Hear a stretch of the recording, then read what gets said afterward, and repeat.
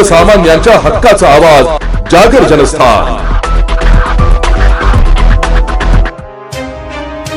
Net तसेच इतर स्पर्धा परीक्षातील कथित पेपरफुटी प्रकरणातील दोषींवर कठोर कारवाई करावी तसेच नैतिक जबाबदारी स्वीकारून केंद्रीय शिक्षण मंत्री धर्मेंद्र प्रधान यांनी तात्काळ राजीनामा द्यावा या मागणीसाठी चाळीसगावात कॉक्रोच जनता पार्टी आणि राष्ट्रवादी शरद पवार गटाच्या वतीने आंदोलन करण्यात आले।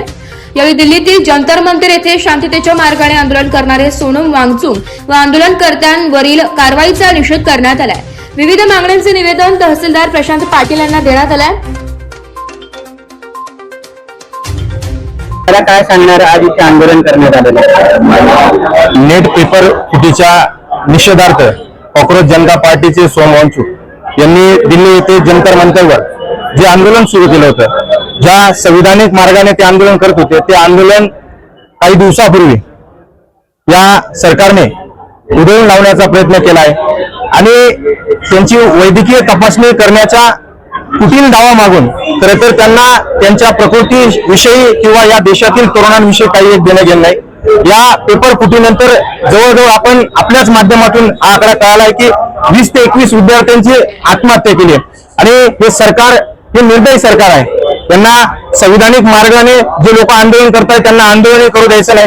म्हणजे खऱ्या अर्थाने हे सरकार संविधानिक मूल्यांवर घाला घालण्याचं काम करत आहे आणि कॉक्रोच जनता पार्टीने जे दिल्ली येथे त्यांचं आंदोलन चालू आहे त्या आंदोलनाला राष्ट्रवादी युवक काँग्रेस पार्टीच्या वतीने आम्ही जाहीर पाठिंबा या ठिकाणी दिलेला आहे।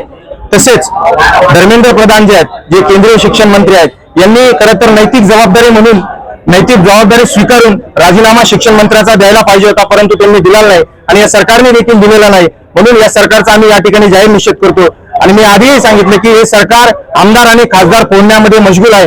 त्यांना फक्त या देशामध्ये स्वतःचं वर्चस्व सत्ता कशी टिकून राहील यासाठी हे सरकार काम करत आहे। या सरकारला तरुणांशी काही घेणदेण नाही, या सरकारला शेतकऱ्यांशी काही घेणदेण नाही, या सरकारला महिलांशी काही घेणदेण नाही। हे सरकार फक्त आणि फक्त स्वतःचं अस्तित्व आणि या देशामध्ये कशी सत्ता राहील यासाठी हे काम करत आहे। हे इंग्रजांपेक्षाही जास्त खतरनाक लोक आहे। म्हणून यांच्या विरुद्ध उद्याच्याला जर धर्मेंद्र प्रधान यांनी जर राजीनामा दिला नाही तर राष्ट्रवादी युवक काँग्रेस पार्टीच्या वतीने चाळीसगाव शहरामध्ये तालुक्यामध्ये मोठ्या प्रमाणामध्ये तीव्र स्वरूपाचं आंदोलन छेडले जाईल हे या ठिकाणी मी सांगतो। तुम्ही महिला म्हणून या आंदोलनात सहभागी झाले। महिला म्हणून मी या देशाची एक नागरिक आहे आणि या राष्ट्रवादीच्या जिल्हा उपाध्यक्षपदी मी विराजमान आहे। परंतु या देशाचं हे देश जो आपला भारत देश हा पूर्णपणे संविधानावर चालत असतो। आंबेडकरांनी संविधान लिहिलं होतं, प्रत्येक व्यक्तीचा हक्क हा त्यांनी संविधानामध्ये एकदम स्पष्ट केला आहे। परंतु आज जी मूलभूत गरज आहे शिक्षण, या मूलभूत गरजेसाठी आपल्या भारतातल्या विद्यार्थ्यांना किंवा शैक्षणिक क्षेत्रातील व्यक्तींना आंदोलन करावं लागतं। हीच आपल्या देशाची मोठी शोकांतिका आहे आणि हे खरं आहे की इंग्रजांच्या काळामध्ये जसं आपण गुलामगिरीमध्ये जगत होतो त्याप्रमाणेच आता आपल्याला गुलामगिरी येते का काय असं वाटायला लागलेलं आहे। परंतु माझ्या नवीन पिढीला एक विनंती आहे की हे जे पेपर फुटी आहे किंवा इतर काही कोणतेही आपल्या देशामध्ये जे फ्रॉड होत आहेत त्या फ्रॉडला तुम्हाला जर नियंत्रणात आणायचं असेल तर तुम्ही स्वतः हे ठरवायचं की आपणच या लोकांना प्रोत्साहन द्यायचं नाही।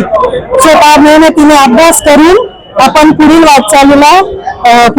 वाटचाल करायची आहे आणि जे हे पेपर फुटी वगैरे सारखे प्रकार होत असतात यांना बळी न पडता आपल्या इमानदारीने पुढे आपली वाटचाल करावी आणि कोणत्याही क्षेत्रातील व्यक्तींना आंदोलन करण्याची गरज पडू नये। ही युवा पिढीने आता ही भारताची आणि आपल्या देशाची रथ तुमच्या हाती घ्यावी आणि तो पुढे सुरळीतपणे चालावा हीच तुम्हाला मी विनंती करते। जय हिंद, जय भारत। जागर जनस्थानसाठी सोजिलाल हाडपेट, चाळीसगाव।